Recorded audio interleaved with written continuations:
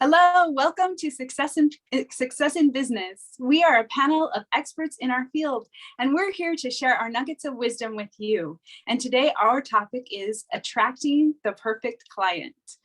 Okay, I'll introduce myself. My name is Stacy McPherson, and I want to ask you as my listener, what struggle do you have the most as an entrepreneur? I'm a coach, and today I'm going to be taking some time to actually coach you. I'm going to be your coach for the day, and I want to help make your life better. I want to help you in attracting more clients and making your life better in any way that I can. And one of the things that I wanted to ask you in looking for a business coach, do you look for someone who has a balanced life, who lives kind of the lifestyle that you want to live? Do you look at their health? Do you look at their relationships? Do you look at their overall lifestyle? And do you say, okay, they're successful in business, but maybe they're not focused on relationships and they're not focused on their health? And that's okay, because if you are looking for that coach who will give you that lifestyle, then that's fine. But if you're looking for someone who has a balanced life, who has meaningful relationships, who has children, grown-up children that are still in their lives, they have warm relationships, and they also take good care of their health. They're not neglecting it in the sake of, for their business, that their business doesn't take over their entire life so that they don't take care of their health. And so just asking for everyone to do their due diligence, and when they pick a coach, to make sure that the coach embraces an entire lifestyle that they want. And so that's just a little bit about me, and I'm actually going to explain it a tiny bit more, because in talking about attracting clients, I'm going to use myself as an analogy. So we'll do that. Okay, so next I would like Fong to introduce himself. Hey, awesome. Well, thank you very much for having me. Thank you, Stacy, for putting this all together. And I'm actually very lucky to be among three amazing people. So I'm very, very excited. I always love adding value and adding impact as much as I can, to as many people as I can. So when Stacy said, "Hey, you want to come in?" I'm like, "Of course I do." So my name is Fong Chua. I'm an entrepreneur, business strategist, real estate investor, speaker, and also best-selling author. And every single day, I help others unlock the potentials and guide them to succeed, whether it's to increase their credibility, their exposure, or to create multiple streams of income for them, whichever one works best for them. For myself, I believe that everybody has a potential that they can reach. And then also, once they reach that potential, they can always keep on growing to another potential, to another. For myself, I started off as an engineer, and I thought, hey, you know what? That's going to be the rest of my life. That's 40 years right there. And then all of a sudden, you realize that, wait a minute, you can only be loyal to a company for so long, and all of a sudden, you become a number. And that's when we started looking into real estate, learning more about business. And then that's another potential that I lost, and then another potential that I've lost. And after accumulating a whole bunch of real estate, I started teaching other people how to do real estate. I started writing books on doing real estate, on business, on mindset, on credibility, on communication, all that kind of stuff. And then I started teaching people how to write books. So what I love doing is helping people unlock the potential so that they can strive and achieve more and more success. And that's what I love doing today. And that's why I'm here. Mm-hmm. Awesome. We're so glad you're here. Welcome. Okay, Nadia, turn the time over to you.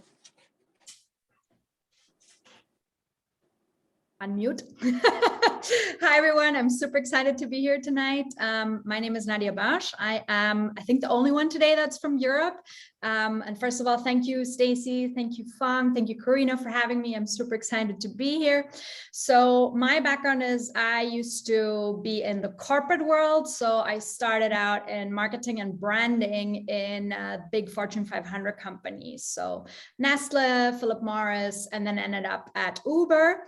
And I found that, well, corporate was amazing. I had so much fun doing it. I loved climbing up the corporate ladder. I love being a really engaged employee. And at the same time, I was always looking for this like non plus ultra female leader. I was like, there has to be this one female leader in the corporate world that I can look up to, that's going to be my role model, and that's going to be inspire me to do better every single day. And I love what you said, Stacey, about the balance, because I was looking for the woman who had it all. I was looking for, you know, that leader that had like was super successful, that had a loving family, that had a good relationship with her husband, that was a mom, that, you know, was looking good, so that hadn't let go of her body. I was looking for like this really inspiring female leader. And I was very disappointed when I found none that covered all those buckets. And so I started researching and looking much more into women and women leadership and successful women, and what makes them successful and what makes them tick and what makes them, you know, first of all in the corporate. But then I figured out that I love, as much as I love corporate, I wanted so much more to inspire other people. People always ask me, why are you so confident? Why are you, you know, so successful in what you're doing? And my answer was always, well, I learned it from the horses. So I grew up with horses and training horses, and there the leadership was super important. If you weren't a leader with the horses, they would basically do with you whatever they wanted. And so I had to, you know, like practice my presence, practice my energy, practice my leadership skills. And so becoming an entrepreneur, I started off with founding a marketing consulting company, and then went over to really teaching people about energetics, about leadership. And the more I did that, the more I started integrating the horses into my teaching. And so today I want to share more about the energetic side. So horses mirror energetics. So I want to speak more about the energetics of attracting and manifesting clients into your business and into your life. Awesome. Thank you. We're so happy you're here. Okay, Karina, let's follow with you. Hello, everyone. Happy Saturday. And I'm very happy to be among all of you. My name is Karina. I'm the founder and senior managing partner of the Best Investment Group. And what we do is we help our investors and our client to invest in real estate and to build the financial freedom through real estate investment. Either you hold or you just do a short turnaround. And I'm located in the beautiful South Florida. It's always sunshine. It's a lot of opportunities. It's a tax mecca. I can go on and on and on. So that's exactly what I do. And thank you. Thank you so much. We're so glad you're here. Okay, we'll start with our spotlight time, and I will begin. And I just want to say how grateful I am that all of you have joined me today, and all of our listeners. I'm just so happy to be here too. So I have a mentor who has given me advice about business. And one of his key ideas that he shared with me is business is life and life is business. And if you think business is something different than life, or that you need different skills than you're using in life, realize that life is business and business is life. So whenever I get stuck and think that I need some sort of skill that I don't already have, or something that I don't have any clue about because it's in business, I try to find something in my life that's similar and a strength that I already have, and say, how can I use this to understand business better and to be better in business? So I'm actually going to do that with you today and take you through 4 steps in attracting clients. And I'll just list the steps and then I'll explain more what I mean. So 1, and okay, but let me give you just a tiny sneak peek about how I'm going to relate this to life. And that is, when you are meeting a client, it's like meeting a friend for the first time, or meeting a lover. Like you're going out there to find someone you want to have in your life, not just for 5 minutes, but actually have in your life. And so if you look at the skills that you would have that would attract a client, then it's very, very similar. Okay, so my 4 steps. How are you going to meet them? How are you going to set up the first meeting? Then you have the meeting, that's step 3. And 4 is you're going to have a follow-up to how you're going to keep them in your life. And so one of the things that I love to think about is is what are the things, so we know, we know when you're thinking about meeting someone, you know what to do and not to do. Like it's very instinctive. Like by the time we've had as much life experience as the four of us have had, especially, but any of our listeners, you kind of know what to do and what not to do. But for some reason, for a lot of people, this doesn't translate to business. And it's actually kind of humorous, right? And even some of the advice out there, haven't you found the advice is like, no, if I did that when I was first meeting someone, if I wanted a romantic relationship, they'd run for the hills. Like, no. So thinking about that. So when you, how are you going to meet them?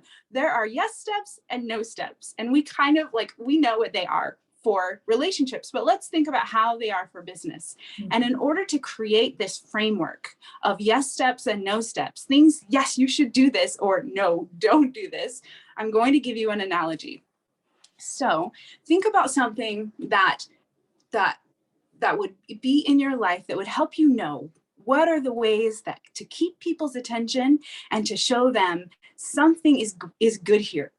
You know, your life is going to get better because I'm in it. So what are we going to do? So one of the things that I thought of as an analogy, and it is thinking about why a good movie is a good movie. What is the movie doing that keeps you there, that keeps you interested, and you sit there for 2 hours to be able to find out the resolution? Like, what is it? And I'd like to bring out two things. I know there are a lot of things, but two things. And one is, am I relating to the characters in the movie? Do I feel like I can be in their shoes? I'm living their life with them. And virtually on the movie, I feel like I'm in their shoes. I'm living it. And then the second thing is, do I see their life getting better? Is there some change that's going to happen through the course of the movie that I can see their life is going to get better? There's something they're struggling with, but is it going to get better? So do I relate to them? And then is their life getting better? So then taking that and saying, what are the yes steps and what are the no steps? The yes steps are, am I relating to them on their level? They feel connected, they feel interested. And the worst way to do this, I'm sorry, is to give a 30-second elevator pitch. Like, that's the worst thing. If you showed up on a date and said, these are my credentials, like, I feel like, yes, they'd run for the hills. Like, no, we don't do that. And so, but the advice is out there, right? To say your 30-second pitch and have it all clear and memorized and verbatim and kind of robotic, unfortunately, is how it's kind of said. And so so let's ask, is it a yes step or a no step? Do they feel like they relate to you? Do you tell a story where they feel like they're the hero? Or do you make it all about you? And so I'm sure many of our listeners have heard this phrase, what's in it for you? What's in it for them? So like, what matters to them? Like, let's make all of our conversation, whether it's in person or marketing, let's make it be all about them. So it's relatable, right? They're there, they're in the story, they're feeling the relatability that brings them into the story. And then they have to know how you're going to make their life better. That's key. Like, you have to show not just how I make people's life better, how do you make their life better? And so when I gave you my little pitch at the beginning, I kind of had a story and I kind of talked to them like, I'm your coach today. Like, I'm not just this coach of people out there. Instead, I'm like, I'm going to coach you today. So it helped me to be able to connect with you. I'm your coach. I care about you. And then I talked about our topic. I'm going to help you what am I going to do? I'm going to help your life get better. That's the second part. Be relatable, show them how you can help their life get better. And so those are the things that I came up with to look at, like, why am I, when I am successful. So when Stacy, as a coach, is successful in meeting someone, number one, setting up the meeting, number two, meeting with them, number three, and number four, following up.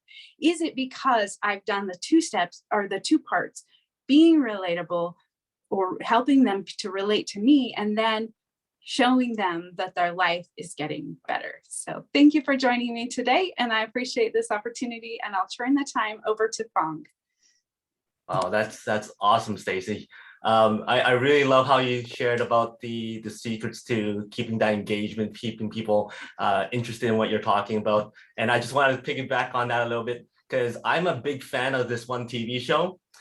Flash. I don't know if anybody else here watches it, but it turns out the reason why it's so successful is because they have to follow 3 H's in every single episode: heroics, humor, and heart. If one of those things are missing, then they don't air that episode. They have to go back and rewrite and do some changes, right? So if that's the case, that's the same reason why we have to be able to engage with our clients and our audiences and attract people and add in humor and heroics and heart in our stories and our presentations. So thank you very much for bringing that back up, because it kind of sparked my thoughts about that show. But when Stacy asked me to talk about how do I attract my clients, the first thing I could think about is the credibility and exposure. The more increased my credibility is and more exposure I get, the more eyes I get on me and the more people know what I do and what I can provide them. And 3 of the things that I find has helped me a lot in that area is 1, speaking, 2, doing a podcast, and 3, writing books. Now, we're all here already, we're speaking, we've all been on stages, we understand the power of speaking. We don't have to go to one individual to talk. We can speak once and all of a sudden everybody knows. And you already kind of weed out people who aren't interested. The people who are interested will actually come to you. They'll shake your hand, they'll do a fist pump, they'll take photos, they'll ask you more questions. And that's already attracting a certain type of client that you want because they already gravitate to your message.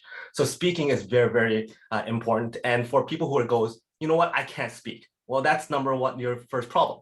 You're telling yourself you can't speak.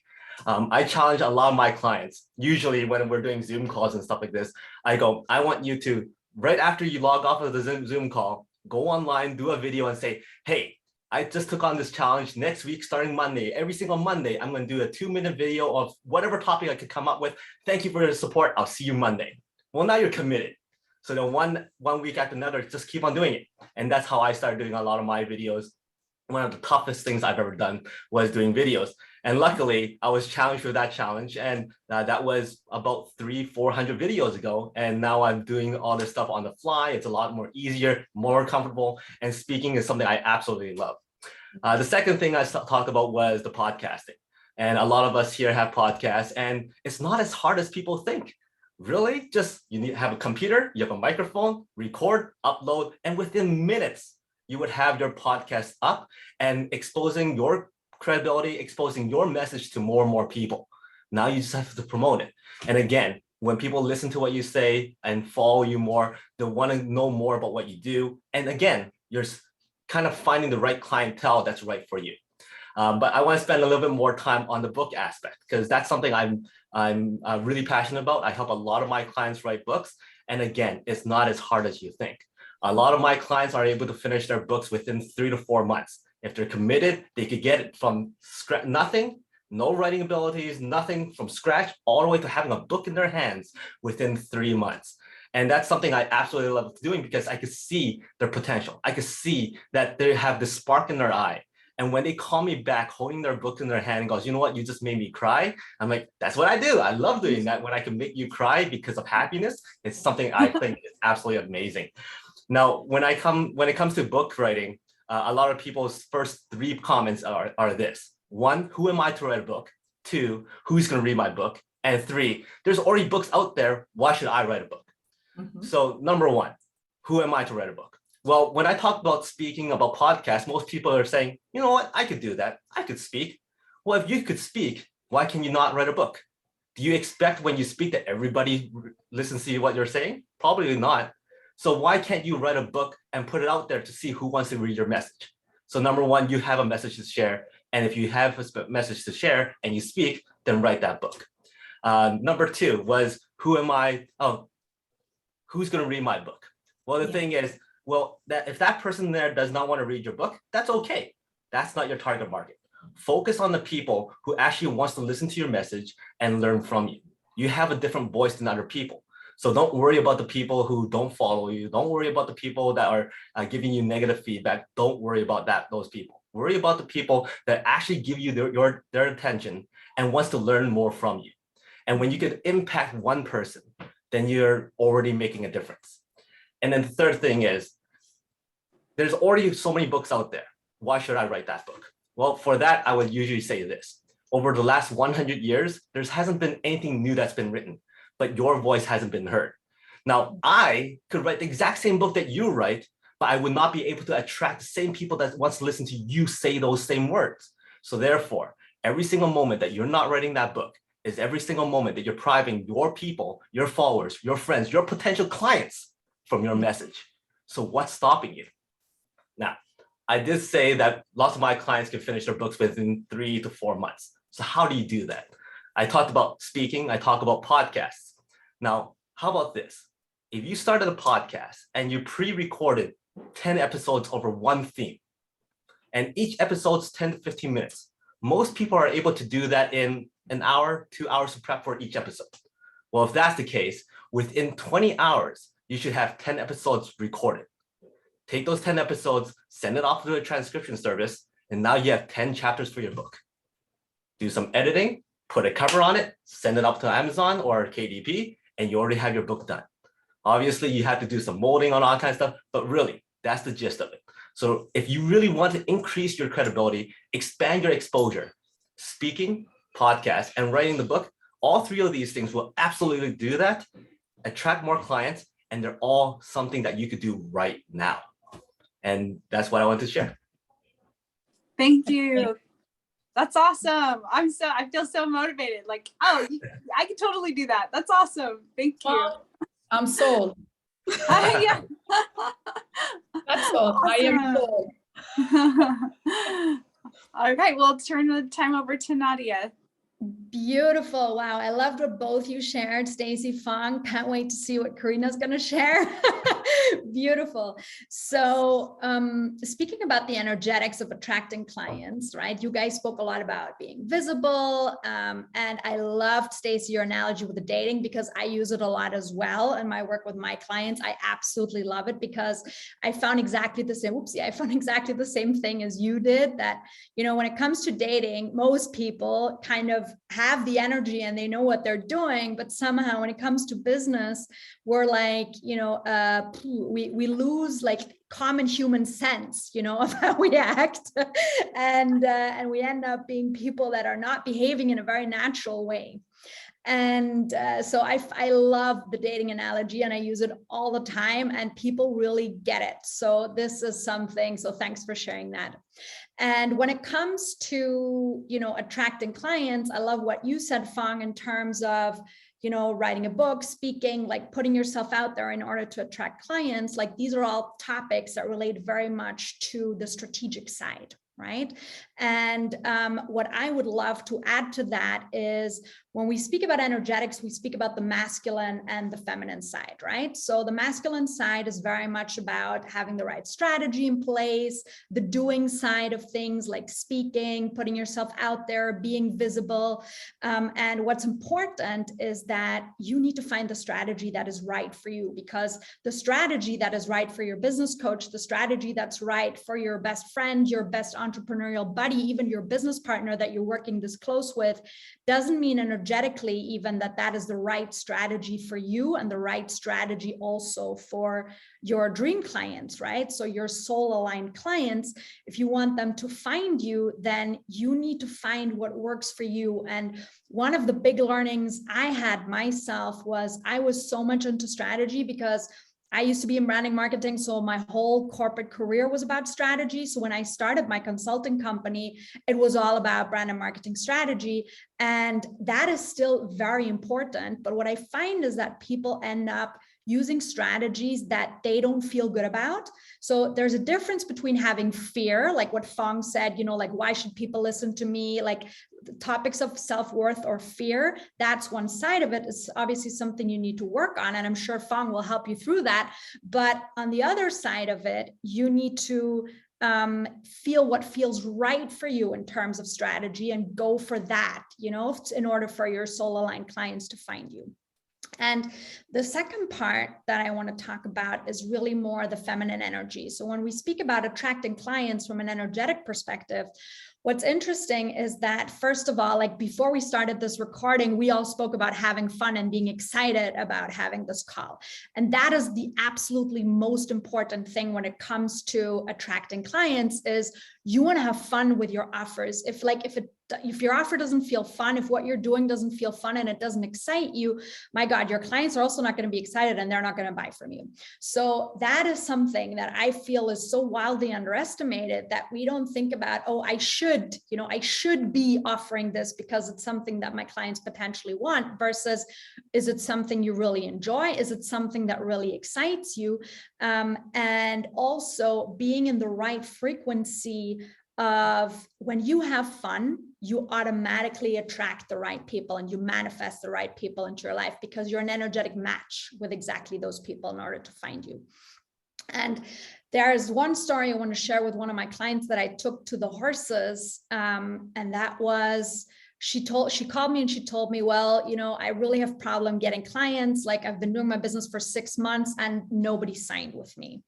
And so I took her to the horses. And as I explained before, the horses can read your energy field. So they can read, how are you attractive or not attractive? Do you have fear, anger? Like, they completely read your field.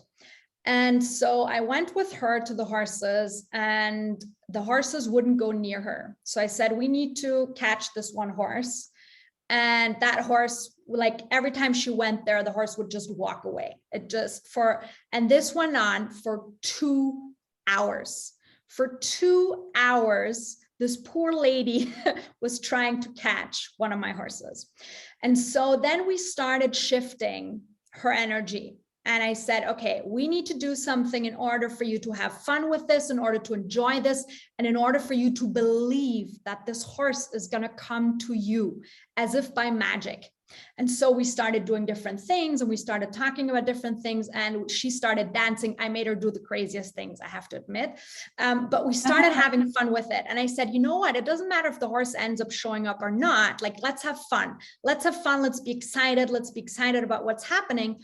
And all of a sudden, during this process, the horse was standing, like, she just closed her eyes and I told her, just meditate and imagine all of those beautiful people that you want to attract into your life and that you want to have as clients, like your dream clients. Just imagine they're all going to come as if by magic. Like, one day they're just going to pop up right in front of your eyes. And so she closed her eyes and she imagined that. And that was the second that my horse came to her. When she opened her eyes, my horse was standing in front of her with a head down, ready to work with her. And this for me is so powerful, because I know a lot of people are oftentimes so like about, oh, what's the strategy? I need more visibility. And they stress out about, like, I need more clients, I need more clients, I need more clients. Whereas it's really about believing in yourself, believing that your offer is valuable for other people, having fun with your offer, being excited about the soul aligned clients finding you, and also, being embodied in what you teach. For me, one of the biggest shifts in my business was when I started working more and more with the horses and less online, and finding that balance between working online and offline in order to get people to success. That's when it really started clicking for me, and people started running to me. Like, I didn't even announce that I was doing a workshop. It was already sold out, because I found my embodied offer, and I found something that was so unique and so special that I wanted to work with, that people were extremely attracted to that. And I was embodying everything I was teaching, and the horses were mirroring that as well. So that was really the magic formula. So that's what I really want to share today is, if you're having issues attracting clients, or if it doesn't work like this, then make sure you're doing something that you have so much fun with and you're so excited about. And that's when your clients are going to show up like the moths to the flame. Awesome. Wonderful. I love it. Thank you. Yes. Thank you. Okay, we'll go for our last participant, Karina. Thank you for being here. Thank you, Stacy, and thank you, everyone. Amazing what you just have shared, all of you, and it's spot on. It's attracting the client, start like you said, it's a dating, it's the energy, the frequency that you attract. people want to work with people who they feel comfortable with. So you have to be comfortable within yourself for you to vibrate that to others, correct? So it all starts within. Everything starts within. Like for me, for instance, attracting a client, it's having that self-confidence. How can I have the self-confidence? My background is a chemist. So for me, everything, it's a process. How can I go from point A to point B without burning the steps? How we not burn the step? Everything is dissecting. It's important is being the connoisseur and the expert in that industry. And that will give you the self-confidence. You're here to service client. You're here to solve a problem. So how would you know there is a problem if you don't know the subject very well, and detecting and listening to others, have that ability to, you're here for others. So take time to listen fully to what people tells you, word by word. And from that point, you can absolutely adjust what can you do for them and give them the whole roadmap with your expertise. And it takes knowledge, it takes continuous education in your field. The more you learn, the more you can help others, the more you can add values. So when people, for me, I don't even think of attracting clients, it's just being authentic. Is like dating again, being yourself. Once you're yourself, you don't have to worry when you're going to take off that mask, because it's you 24/7. So it's a very simple analogy. It's all about knowing and giving and adding values, talking comfortably and very casually on your industry. For me, it's real estate. Funk, you can relate to that in the investment.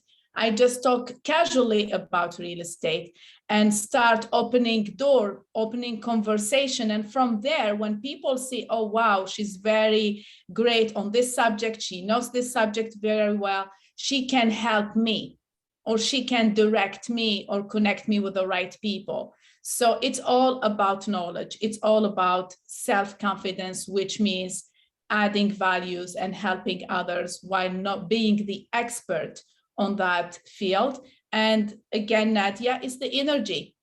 It's all the self-beliefs. If you believe you can help others, then you sound like you can help others. If you don't, then people will sense it from you. It goes both ways. So that's really my intake about attracting clients. It's being yourself, being authentic, adding value by being an expert in your industry. Yeah. Excellent. Thank you. Very nice. Yes. All right. Well, thank you all for joining us today. This was fantastic. So much wisdom was shared. We're so grateful that we could be here and have our wonderful audience being here too. So thank you. And we'll see you next time. Thank you. Thank you. Thank you. Bye. Thank you.